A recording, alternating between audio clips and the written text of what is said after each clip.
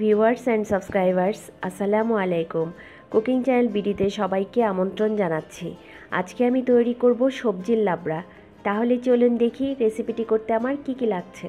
লাবড়া করার জন্য এখানে আমি একটু পাতলা করে কাটা 1 কাপ পেঁপে নিয়েছি, মিষ্টি কুমড়া নিয়েছি 1 কাপ, 6টা পটল মাঝখানে কেটে নিয়েছি, 10-12টা সিম নিয়েছি, একটা বড় আলু কেটে আমি পানিতে ভিজিয়ে রেখেছি যেন কালো হয়ে না যায়, একটা বেগুনটাও আমি পানিতে ভিজিয়ে রেখেছি যেন কালো হয়ে না যায়। এখন আমি মূল রান্নায় চলে যাচ্ছি।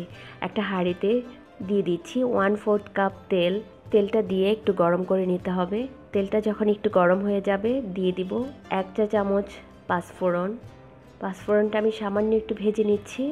এখন দিয়ে দিচ্ছি 1 চা চামচ রসুন কুচি, 1 চা চামচ আদা কুচি, দিয়ে দিচ্ছি 1 টেবিল চামচ পেঁয়াজ কুচি, আর দিয়ে দিচ্ছি 3-4টে শুকনা মরিচগুলো আমি মাঝখানে ভেঙে দিয়েছি। এখন সব কিছু একটু ব্রাউন কালার করে ভেজে নিতে হবে। সব কিছু ভাজা হয়ে গেছে। এখন দিয়ে দিচ্ছি পেঁপেটা দিয়ে সাথে সাথে নাড়তে হবে, কারণ আমি এখানে যেহেতু পানি দেইনি নিচের পেঁয়াজ রসুনটা পুড়ে যেতে পারে। এখন দিয়ে দিচ্ছি পটল আর সিম, আর দিচ্ছি আলু। এখন সব সবজি একটু ভালো করে তেলের মধ্যে ভেজে নিতে হবে।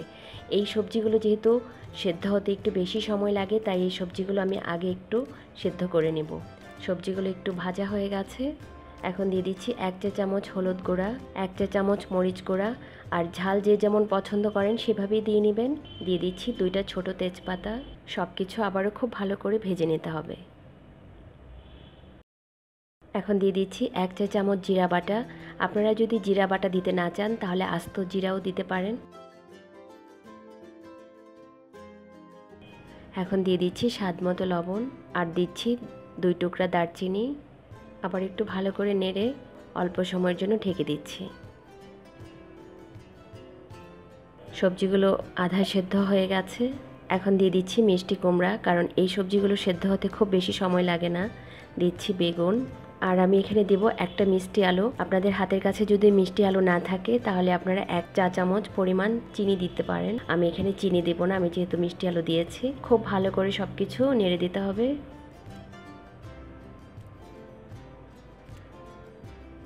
ঢেকে দিচ্ছি সেদ্ধ হওয়ার জন্য। সবজিগুলো মোটামুটি সেদ্ধ হয়ে গেছে। কি সুন্দর কালার এসছে। দিয়ে দিচ্ছি 5-6টা কাঁচামরিচ। কাঁচামরিচগুলো আমি সামান্য একটু কেটে দিয়েছি যেন ঝাল ফ্লেভারটা বের হয়। একটু ভালো করে নেড়ে দিতে হবে। এইভাবে নেড়ে ঢেকে দেব 4-5 মিনিটের জন্য।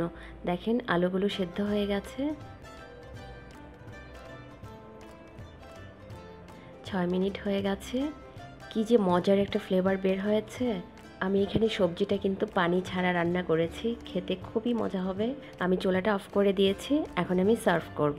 তৈরি হয়ে গেল খুবই মজাদার সবজি রান্না। সবজির এই লাবড়া রুটি, লুচি, পরোটা বা ভাতের সাথে খেতে খুবই ভালো লাগবে। এই মজার রেসিপিটি আপনারা বাসায় তৈরি করবেন।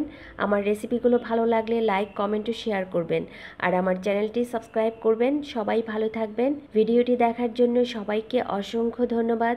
আল্লাহ হাফেজ।